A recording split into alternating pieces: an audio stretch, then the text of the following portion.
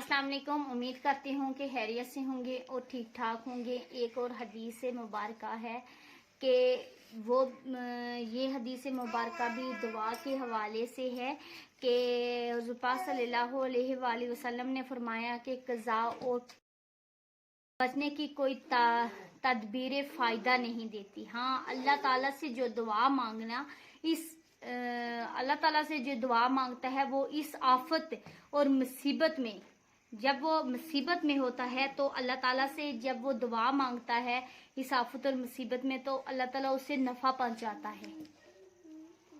तो इसमें उसको जो होता है तो जो मुसीबत अभी तक नाज़िल हो चुकी होती है उसमें नफ़ा पहुंचाता है, और जो मुसीबत अभी तक नाज़िल नहीं हुई होती तो उसमें भी उस फ़ायदा ही फ़ायदा होता है।